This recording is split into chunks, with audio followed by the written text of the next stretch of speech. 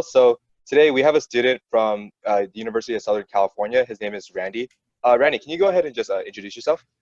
Hi, my name is Randy, and I am a first or second year now at USC, second year student at USC. I'm in the B.Arch program for architecture. It's 5 years in total, and it's a pretty small program with like 100 kids per year. All right, awesome. And Randy, can you go more in depth? Saying that B.Arch, you mentioned that it was like a 5-year program. Can you just explain like how that worked for you? Yeah, so each year, each semester, because we have a semester program at USC, we do a design course with several supplementary courses such as like architecture history and the general Gs and such. And every single semester, the we have to pass each design course with at least a C to move on. And in total, there's 10 design courses that we have to complete to get our diploma. And in general, it's a different type of environment from regular classes. I don't know if you want to talk about that later, but it's just like a general summarization of like how the classes work. It's just we have like 7 studios for the total class for our year, and each studio has like around 13, 14 people they start off with. And it's like a really hands-on environment where everyone works together. And like it's like an art studio where we get to learn off each other, we get to ask for opinions. And yeah, the classes are very long too. They're like 4 hours each class. We have it twice a week. There's 3 times a week sometimes. Yeah. Yeah, no, I mean that's great, and we'll definitely go more in depth later on in this video. But I guess just staying on the topic of the major. So why architecture? Like, why was that your intended focus going into the Yeah. college? Yeah. Architecture because I don't know. I've been like an arts person all my life where I've been painting and drawing for like almost 10, 11 years now. Hmm. And I just wanted to do something art related, but also, art major got that stigma. So like I tried hard in school too, where like STEM classes I always like tried my best in, because like some art like students kind of just gave those up while in high school because they intended to go like to an art college. I didn't really want to do that because I feel like architecture is kind of a really balance between STEM and art, where you design something, but you also have to have like structural backing to Yeah. like prove that the building will stand, obviously. And it's really crucial to how we work because sometimes we work in like such as 3D modeling, and the thing like the structure may stand in like 3D modeling software, but once you build a model out of it, you see how like weak some points are, and that's where like more the physics or like other STEM classes come in. Yeah, no, I mean that's awesome. And I think another thing I want to touch up on that, you kind of went over this thing of like having that art stigma. It's not something that many kids go into. It's like a less Mhm. conventional path that many Yeah, of students course. follow. And especially being an Asian American growing up in the US, like there's always been that stereotype that, oh, we got to go into STEM or become a lawyer, engineer, doctor, or get into an Ivy League, something like that. So like were you ever pressured in some sense to end up, or like were you ever concerned about that pressure making you wanted to pursue something you uh, didn't want to pursue?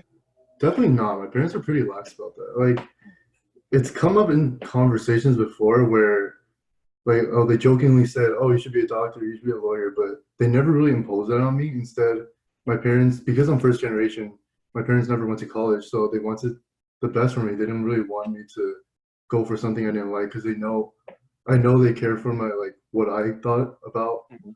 like because sometimes if I didn't care about a subject I would just like throw it away, and that's when they would get mad. But like in Yeah. general, they didn't really they weren't really like they were really supportive of me doing an arts major because first of all, I'm not sure if they actually even know it's considered an arts major, architecture. But like I guess that kind of added to Yeah.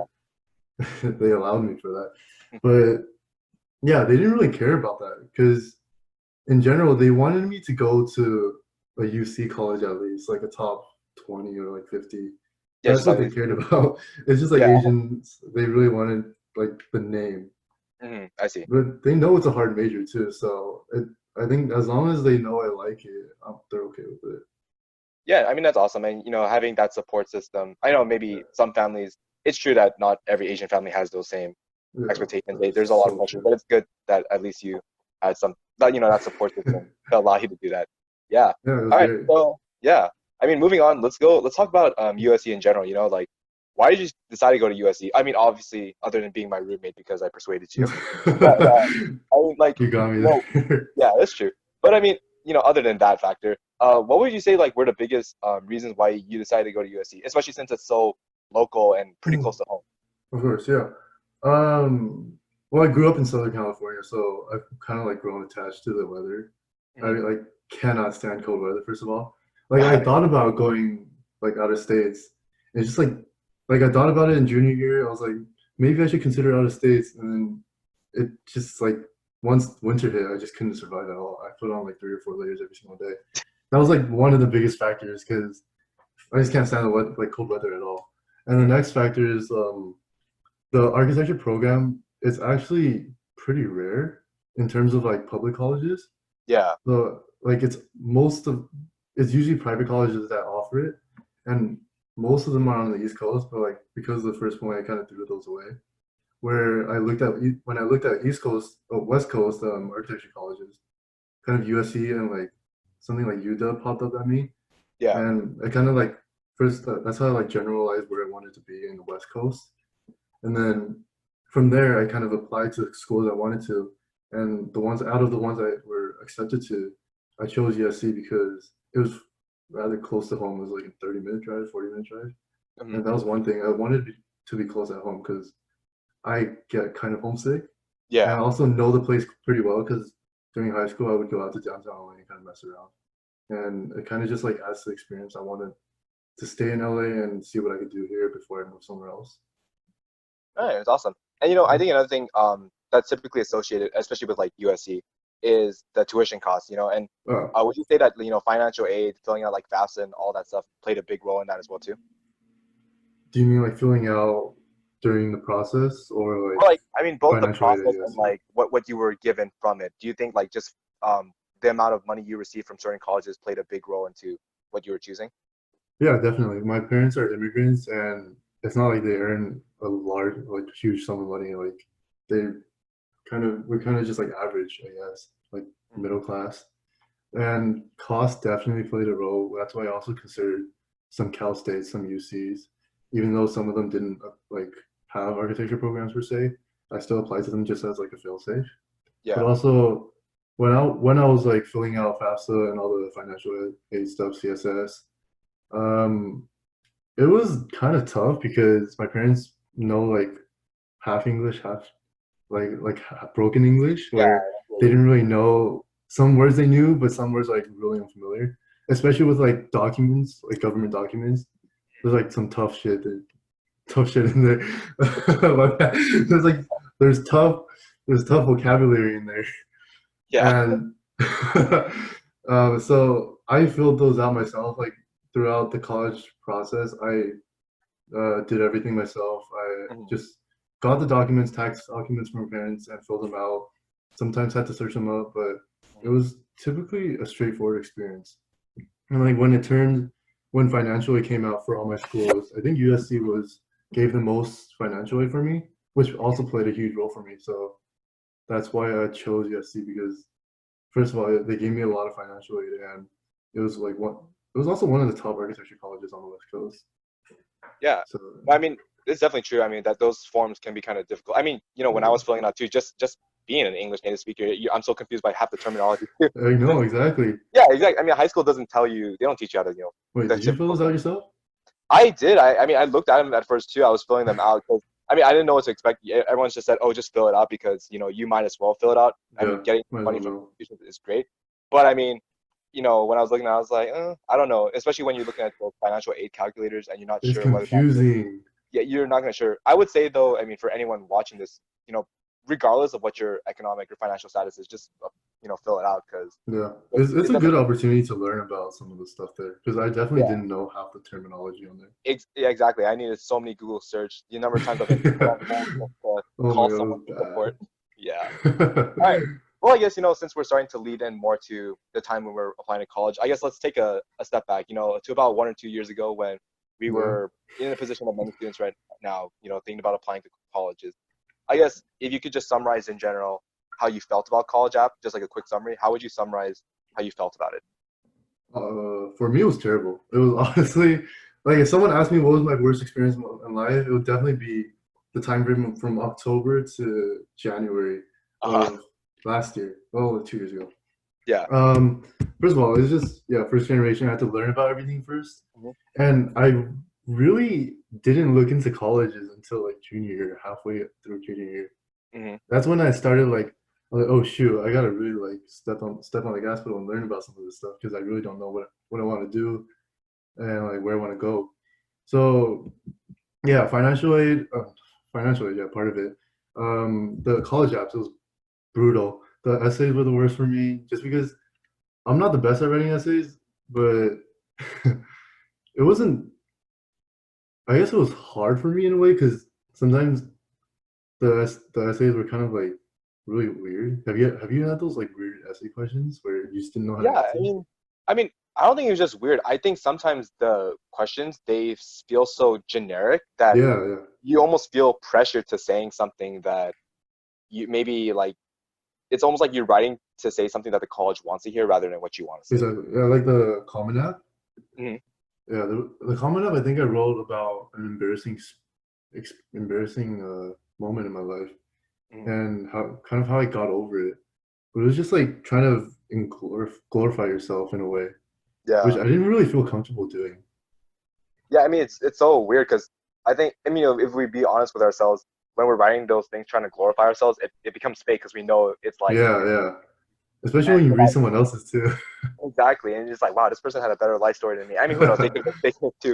I was like, wow, their life was a lot better. It was But yeah, interesting, no, yeah. I think it's just because it's hard because they make like I said, they want it's like we're writing what they want to hear rather than what we Hmm. want to say. And if I were to write what I wanted to say, I worry that I might not get into. I think that Exactly. yeah. Especially with the Common App, where I had to exaggerate some of the points because I just think, like, when I was reading it again, I was like, that's not really that exciting. Maybe I should add some, like, pizzazz to it. And, oh, college apps. When I finished my Common App, when I turned it in, I realized I had another application for all my architecture schools where I had to send in a portfolio. Oh right, yeah. Um, yeah, those had essays too. It was just as Really? much as the Common App. Oh So yeah. it was winter break. Winter break. In the first like week and a half, I finished all my Common Apps. I Hmm. submitted it, and then they sent me an email about like an hour later where I had to fill in portfolio apps on a different website, which I didn't know, and I had like 2 days for like 5 colleges. Oh I god. Wow. didn't even know. And I mean, Like, with those portfolios though, I mean, usually like if you're a student who's been doing art as much as you have been, like you have those mhm, prepared, you kind of have to like yeah. I mean, you notice paragraphs and stuff, but it's just kind of like captioning them and you could just Mhm. input it. But yeah, I mean, how did the portfolio process go for you? I mean, obviously you mentioned that there's such a short amount of time that you Yeah. had to be really good and you were fortunate enough to I mean, just knowing you had like you took art school and you had those arts being built up anyways, but like Mhm. how was that process for you, just being able to put out your own art or selecting which pieces to put on there?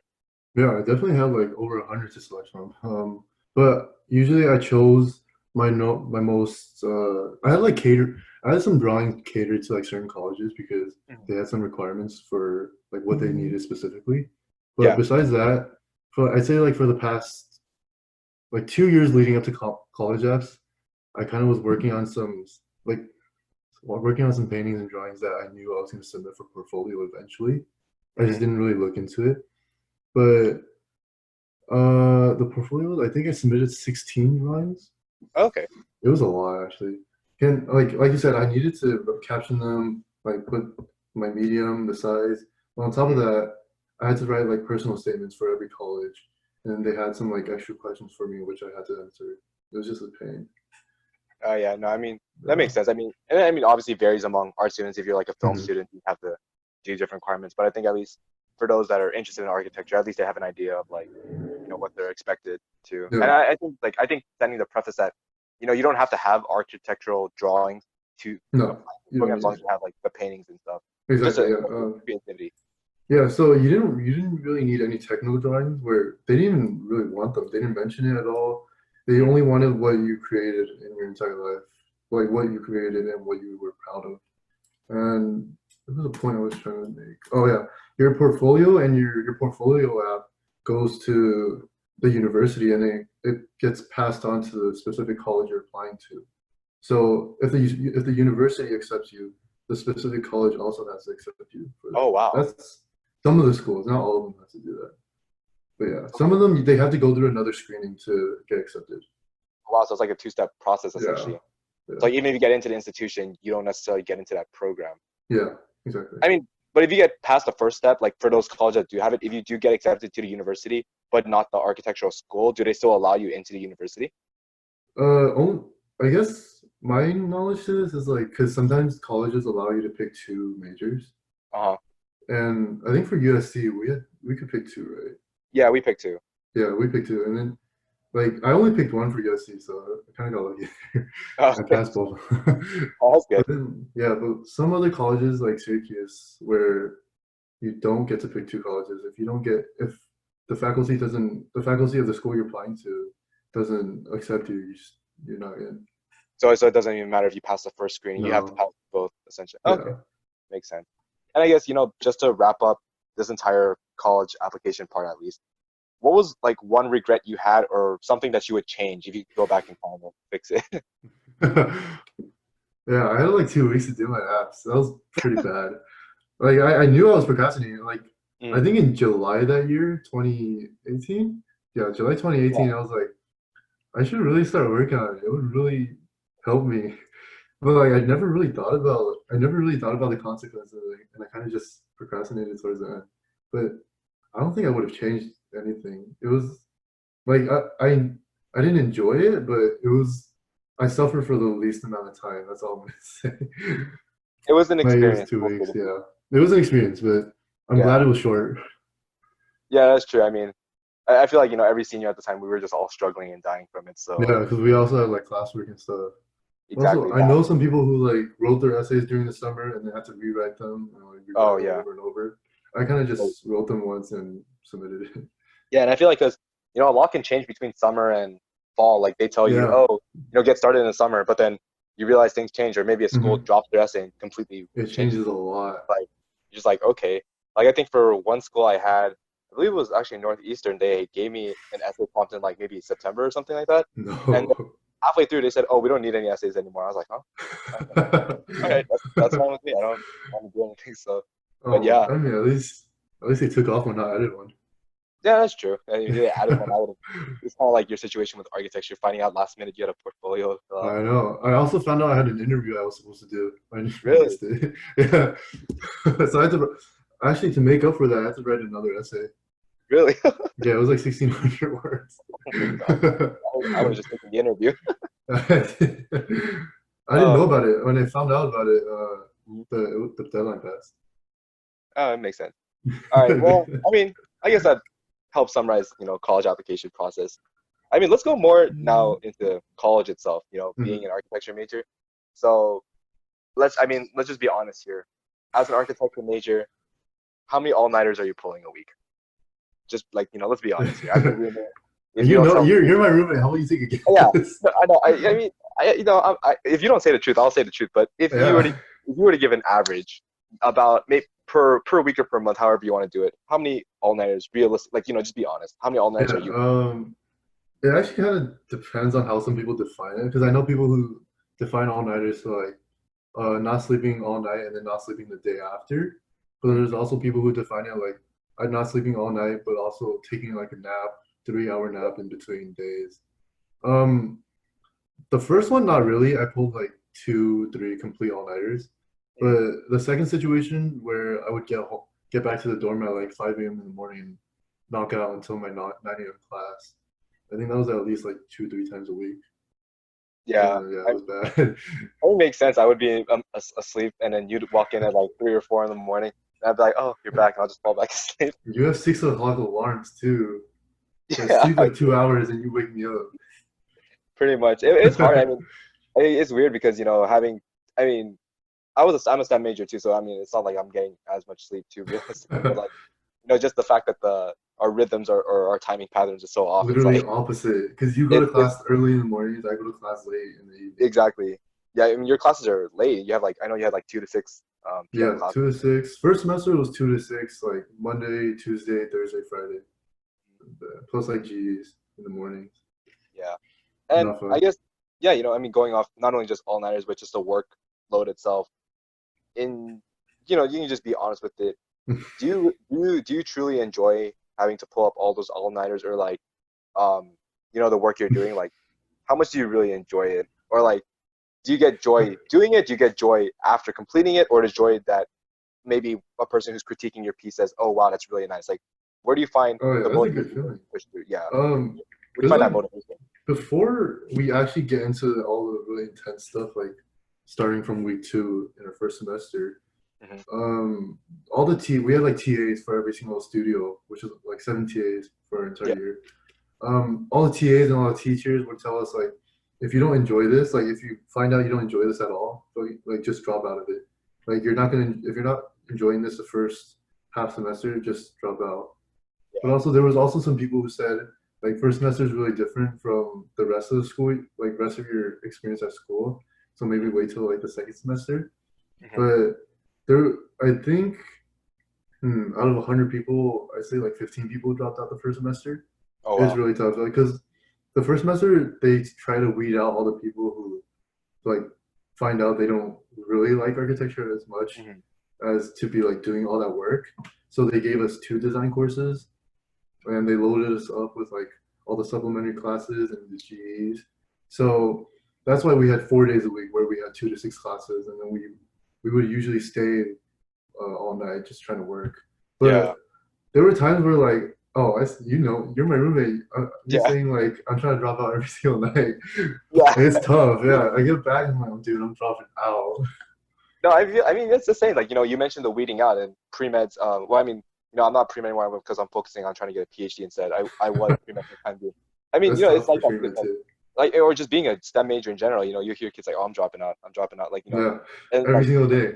exactly, and even like the fact that like pre-med they have weeder courses too. I mean, even regardless, I have to take those weeder courses for my major Mhm. anyways. But they have weeder courses, kind of similar to the way they weed you out in the first semester.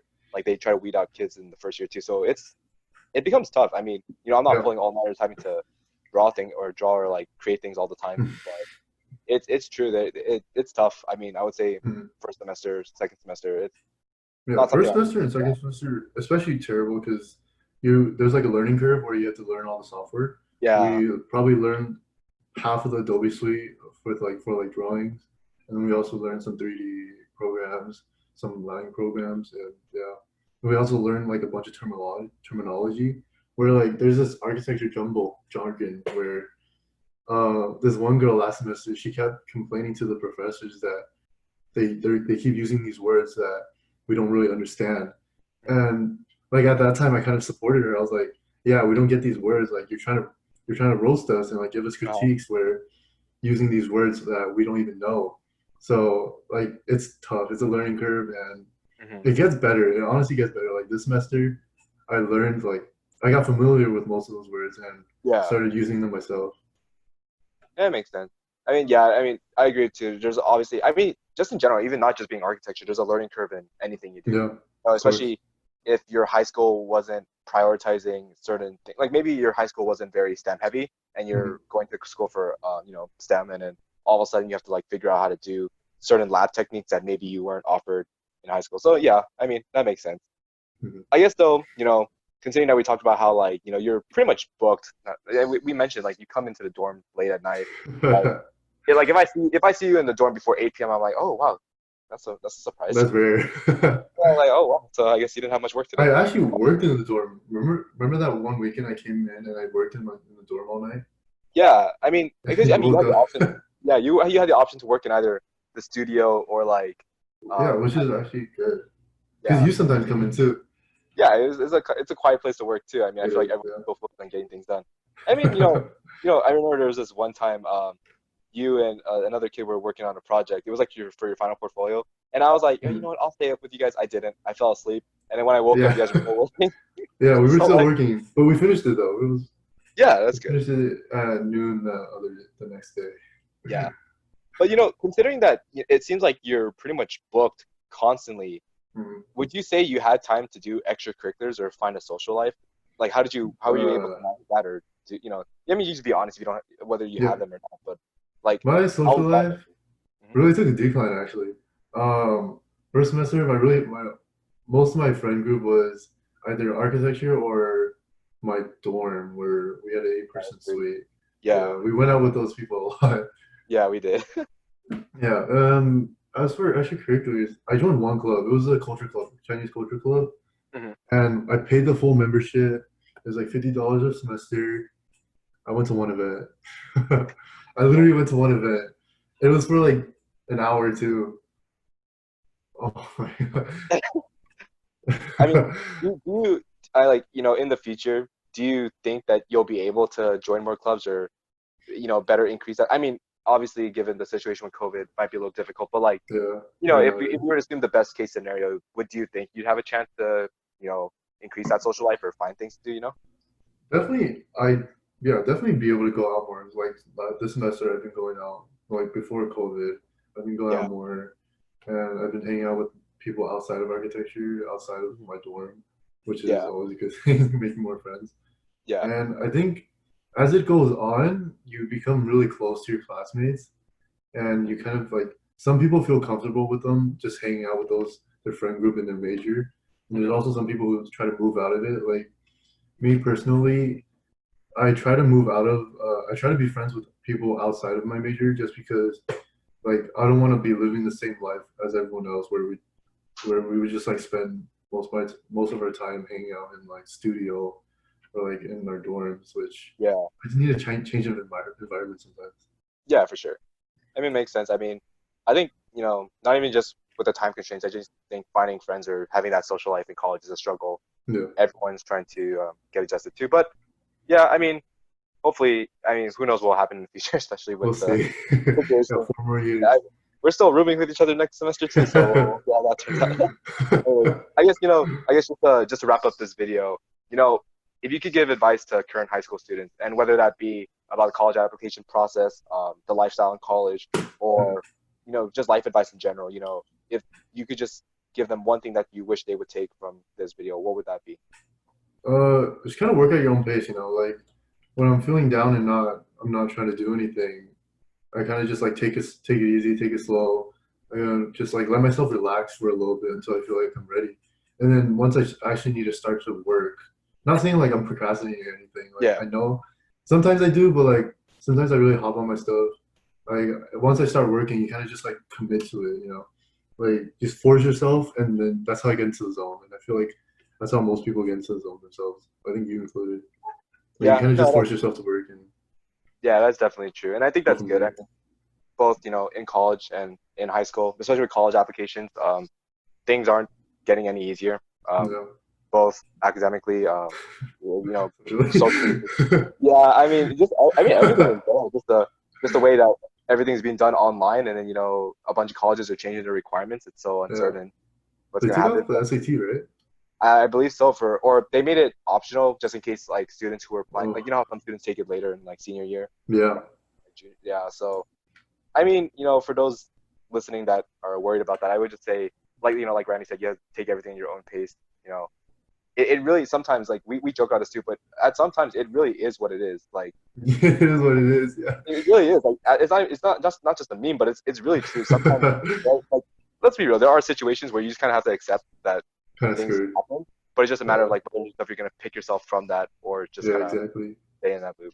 But yeah, Yeah, I like that. obviously, yeah. But thanks, Randy, for obviously for talking Yes, with us. I sir. think it's nice to have like, especially a person with the perspective of going into the arts Our field major.